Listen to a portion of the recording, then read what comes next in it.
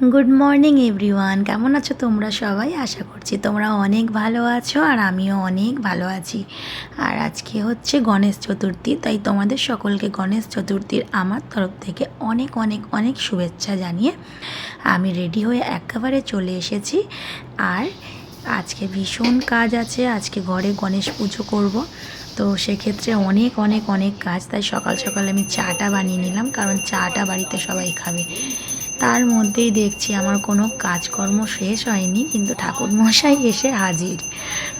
তো যাই হোক, তাড়াতাড়ি করে আমি সমস্ত কিছু ঠাকুরের ভোগ, তারপরে মানে আমাদের পুজো আর্চার যা জোগাড় যন্ত্র হয় তাড়াতাড়ি করে ফিনিশ করে ঠাকুরমশাইকে রেডি করে দিলাম। তো ঠাকুরমশাই দেখতেই পাচ্ছ তোমরা, বসে গেছেন পুজোয়। আমি ব্লগটাকে আর বড় করছি না, কারণ অনেক কিছুই মানে শ্যুট আমি নিতে পারিনি, ওগুলো করতে পারিনি, মানে ভোগ তৈরি করছিলাম, সেই সব ভিডিওগুলো আমি নিতে পারিনি, কারণ এতটাই হুড়োহুড়ি করে মানে সমস্তগুলো কাজ করেছি।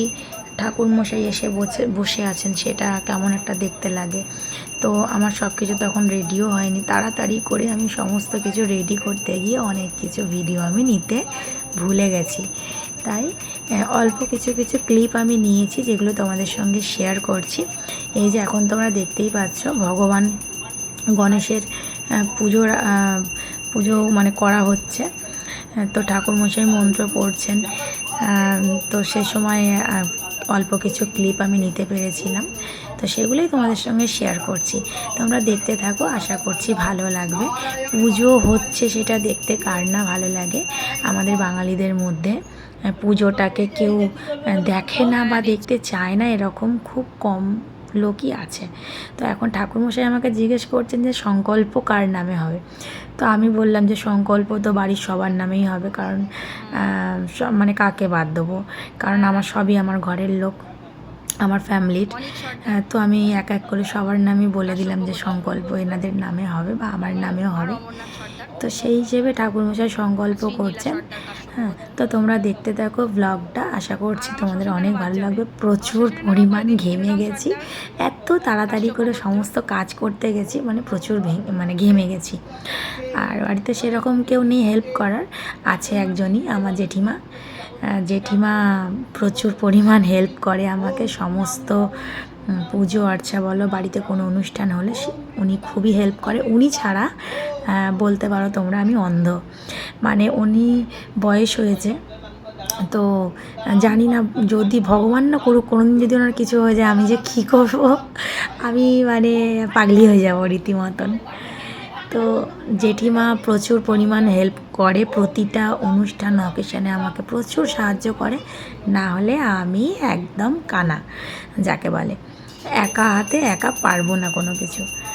তো তোমরা দেখো ব্লগটা, আশা করছি ভালো লাগবে। খুব বেশি বড় ব্লগটা না, আর আমি বেশি কিছু কাটাকাটি করিও নি, বেশি এডিট করিনি, জাস্ট ভয়েস ওভার দিচ্ছি। অল্প কিছু ক্লিপ, ছোটোই ব্লগটা হবে, পুরোটাই আমার পুজোর ওপরে আছে। তো তোমরা দেখো, ভালো লাগবে। তো তোমরা ব্লগটা পুরোটা দেখতে দেখো, স্কিপ করো না, যেহেতু ছোটো ব্লগ, আশা করছি স্কিপ করতে তোমাদের লাগবে না। খুবই ছোট ব্লগ, তোমরা দেখো, ভালো লাগবে।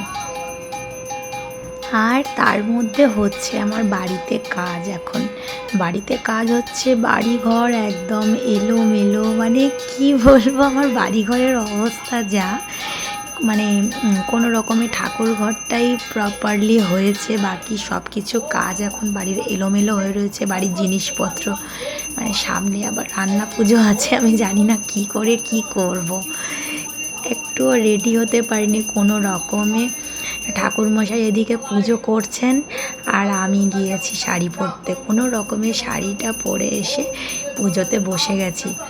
আর পুজোতে বসে পড়েছে, আর আমি কি রেডি হব, আর তখন আর রেডি হওয়ার মতো না, সময়ও নেই।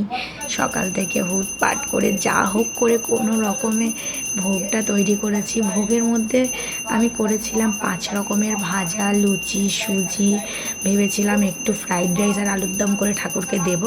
আলুর দমটা করতে পেরেছি, কিন্তু ফ্রাইড রাইসটা করার আর সময় হলো না, ঠাকুরকে নিবেদনও করা হলো না ভোগ। আমি তাই ভাবছি যে আমার মনটা খারাপ লাগছিল যে ভাবলাম মনে মনে ঠাকুরকে ভোগ দেবো, কিন্তু দিতে পারলাম না।